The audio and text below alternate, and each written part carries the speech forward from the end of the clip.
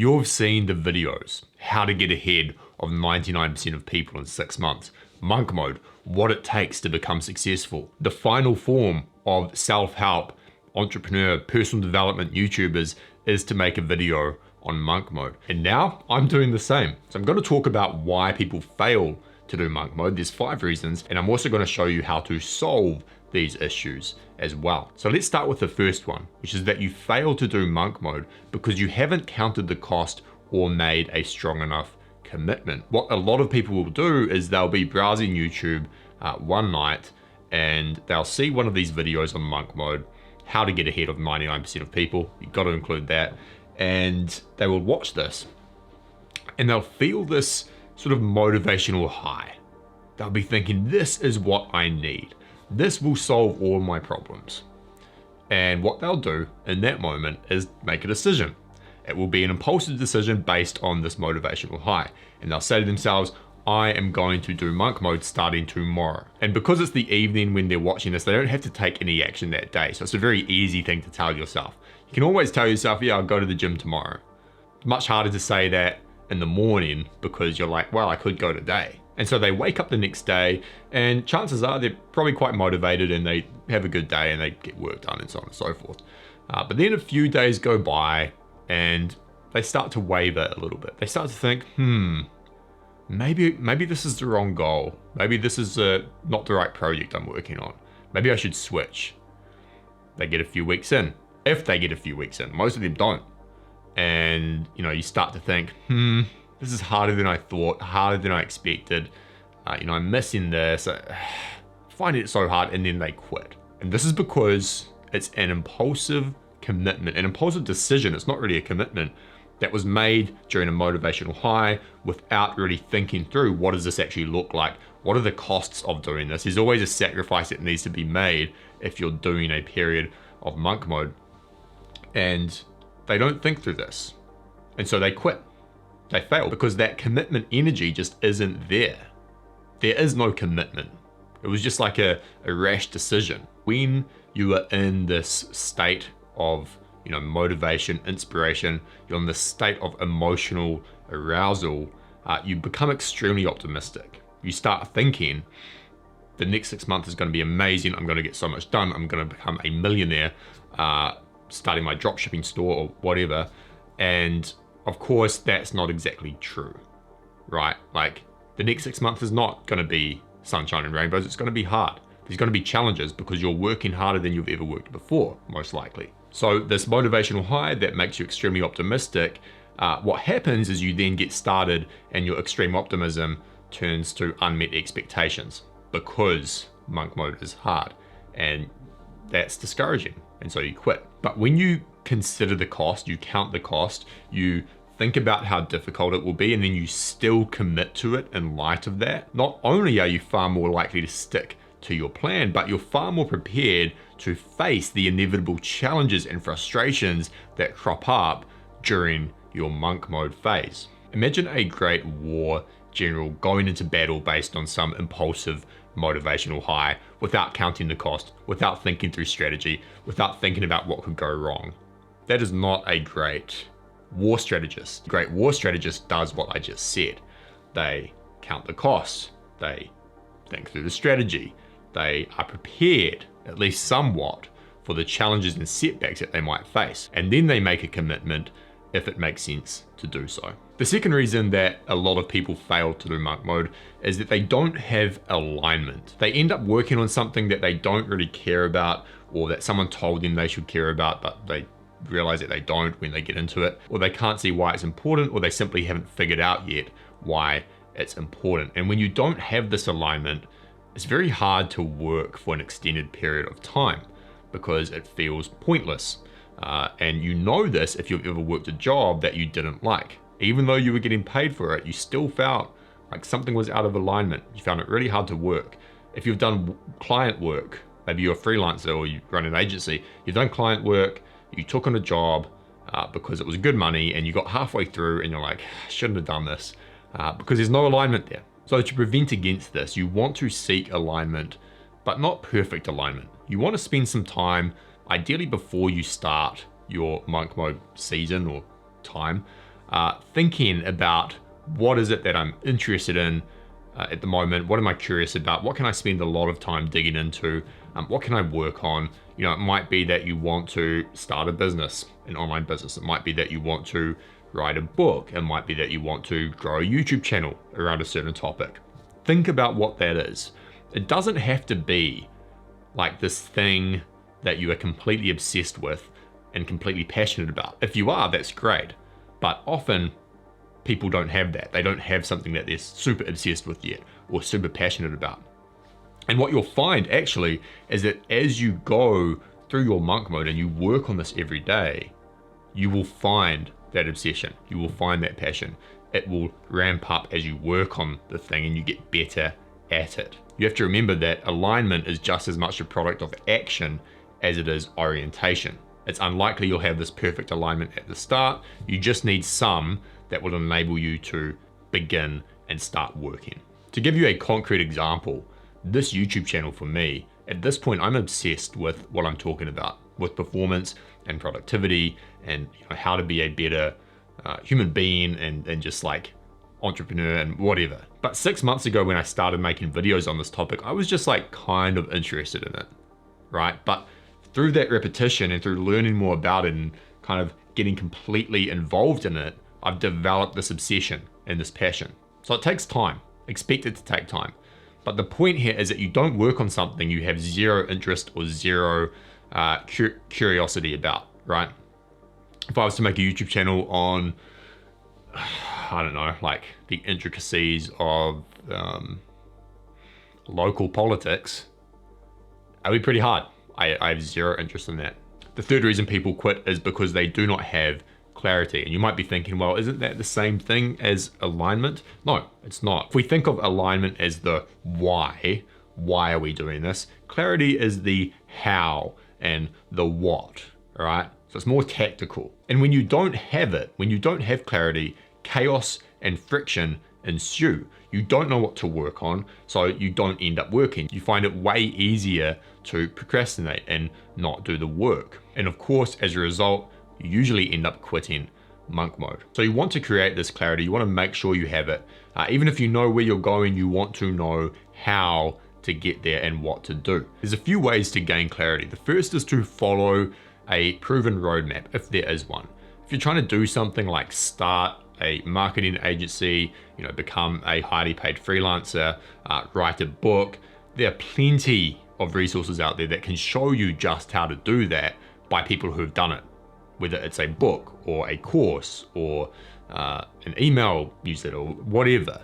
Like there are often proven roadmaps that you can just follow. The reason people don't follow them is because they think they're too smart and they think they can figure out a better way.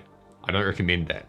I recommend just following someone who's already done it and listen to their advice. If you can't find a proven, step-by-step roadmap, you can still study what others have done, because chances are there's someone who's done what you're trying to do and you can kind of virtually pick their brain, right? So watch podcasts that they feature in, read their stuff. Even if it's not like a structured blueprint, you can still learn a lot of little tactics and advice and learn about their struggles and learn about what they might have done differently. And this can help you create your own sort of blueprint and roadmap and gain the clarity that you need. You also want to identify the cornerstone actions. What are the things that will move you forward in pursuit of your goal?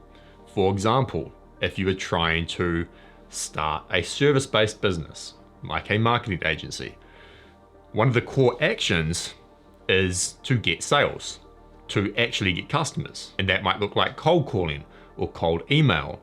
And so once you identify these core actions, you get some clarity. It's like, okay, for the next 6 months, I need to be doing this every day, no matter what. This other stuff needs to be done too, but this is a core action. If your goal is to write a book, well, the core action is obviously writing. And so you identify these cornerstone actions, these core actions, and fit them into your plan. And you can gain clarity that way just by simplifying it and going, this is what I need to do. This is the 20% that will create 80% of the results, and so on and so forth. And you can kind of eliminate and ignore a bunch of other stuff that's really just not that important. And you also want to figure out what you need to know. So really take a step back and go, here's my goal over the next 6 months. Here's what I know. Here's what I think I need to know but don't know, and here's my plan to figure that out. Here's the books that I'm going to read. Here's the course that I'm going to follow. So being systematic about it can be really useful, because otherwise you can get stuck in this sort of loop where you're like, I don't know how to overcome this problem. I don't know where to go from here. And because you haven't thought about it in advance, you can find yourself, procrastinating or getting stuck in sort of analysis paralysis. Now, when it comes to clarity, you don't want to aim for 100% clarity because that cannot be achieved. There's always going to be some confusion. There's always going to be times during monk mode, during whatever you're trying to do, where you don't know what to do necessarily. You have to play around, you have to experiment, you have to just try things without confidence. And so what I would say is that you should only aim for about 70% clarity. Don't wait until you have perfect knowledge and perfect information, otherwise you will never act. You just need enough clarity to be able to do the work and move forward. The fourth reason people fail to do monk mode is that they lack structure, they lack a routine, they lack consistency, and so they just have some sort of vague, it's not even a structure. They just say, I'm going to work, I'm not going to spend time with family and friends because I'm doing monk mode, I'm going to go to the gym at some point during the day, and that's about it. And they don't have a wake up time, they don't have a go to sleep time, there's nothing else in their day that they're doing to support monk mode. It's just like work, blah, blah, blah. This isn't a good idea because what will happen is you will likely either burn out or you will reach a point where you're just not that effective because you don't have a structure. So you want to build structure. You want to structure your days and your weeks for the long haul. For most people, monk mode is not a sprint. It is a marathon. If you want to do it for 2 weeks, that's fine. You can probably get away with no structure. But if you're doing something for 3 to 6 months, you need to have some structure. Otherwise, it's just not going to happen because intensity is addictive. When you're in monk mode, there's usually a lot of intensity. There's a lot of energy, at least at the start, which is a great thing. I think you should act with intensity. I mentioned this in another video. I think high intensity and high velocity is the way to be super productive, but it's addictive. And if you're not cautious and you don't constrain that intensity, at least somewhat, it can actually be detrimental. For example, let's say I start my monk mode on day 1 and I have a ton of energy and I'm super motivated and I end up working until like 12 in the morning and then I go to sleep. I wake up the next day, still feel pretty good. And I do the same thing because I've just got so much intensity and energy, and I go to about 1 a.m. And then the next day, I'm a bit more tired, but I push through because that's what I'm doing. It's monk mode. And I end up going to bed at 1 a.m. again. And I'm waking up at 6. And so eventually the sleep deprivation catches up. I start to lack energy. All the cascade of other negative effects come in, and I end up quitting monk mode because my body's just wrecked. My mind can't handle it because I've overdone it. Might not be burnout, but I've just wrecked my physiology. So you want to constrain this because you're in it for the long haul. It's not about how much you do each day. It's not about having a 16-hour day. It's about being able to do consistent, like 4 to 6 to 8 hours of focused work each day for that 6-month period or for that 3 months or whatever it is. That will get you much further than just a few days of intense action. To build this structure, you want to plan your days and your weeks around the most important work, those core actions that I mentioned before. For me, it's my 3 hours of deep work, my 3 hours of focus every morning. If I do that, then I'm good. Like that's my number one thing. And I set up these other, structures or routines or habits to support that core habit, that core action. I know for me that if I wake up at the same time every day, I go to the gym, I get sunlight when it's sunny, I go for a walk, I eat well, I sleep well, I spend time with my wife in the evening, relaxing, taking time to recover, then I'm able to do that 3 hours or more of daily deep work very effectively every single day. When those habits start to break down or I skip them, it affects that core action. If I don't sleep well for a number of days, it's going to be harder for me to just sit down and focus on demanding work. And so you have your core action, your core habit that pushes you towards your monk mode goal. And then you have these other supporting actions, right, that help you do this. Which is also why I don't think monk mode is always a good idea, because you can usually work way better if you've still got like a social life, if you're still taking time for leisure, if you're still taking breaks, if you're still taking time to recover. At least that's what I find. I'm way more effective as a human being when I don't cut out all that stuff. And the final reason that people fail to do monk mode is that they haven't built the capacity and required energy levels. See, monk mode is demanding, and it's demanding on purpose. And it's very hard to go from being someone who's a chronic procrastinator, who's lazy, to someone who's doing several hours of focused work per day. If you were to train for a marathon and you haven't been running consistently at all, you're not going to start day one of your 6-month training plan by going and running 15 miles, right? You're going to start with like 1, 2, maybe 3 miles. But we somehow think that like knowledge work and mental work is completely different to that. It's not. If you're going from 0 and you're trying to do 4 hours, let's say, of like deep work per day during your monk mode on day 1, that's going to be pretty hard. I haven't met many people that can do that. Usually you need like some extreme event in life to completely kick you out of your mindset. Otherwise, you need to build capacity over time. And so here's how to solve this issue of a lack of capacity. You want to ramp up your capacity over your monk mode period. Let's say it's 6 months. Well, month 1 is not going to be as productive as month 6. You don't want to see monk mode as a linear thing. Like, you're not maintaining the same level of productivity over the 6 months. If you can, great, but likely you can't, because you need to build up this capacity. And so instead, view that first month, view the first few weeks as sort of a training ground to build up your capacities, to start building that foundation and that base for focus ability, for ability to sit down and work. And don't worry if you can't get in, 6 hours of work per day. Just start with 1 or 2. Do what you can and then slowly build it up. And by month 2, 3, 4, you will be able to sit down and focus for long, extended periods of time, because you have built that capacity up. So that is it for this video. Just to recap what we covered, the 5 reasons that people fail at monk mode is that number 1, they have failed to make an intentional, strong commitment and count the cost.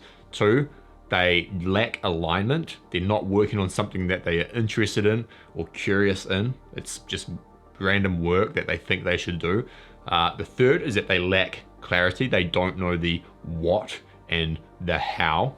4th, they lack structure. So there's no structure or routine in the days and the weeks to enable them to do the work they need to do. And then finally, they lack the capacity and they don't build the capacity needed to stick with it for the long haul. If you enjoyed this video, please leave a comment below, hit like and subscribe, and I'll see you in the next one.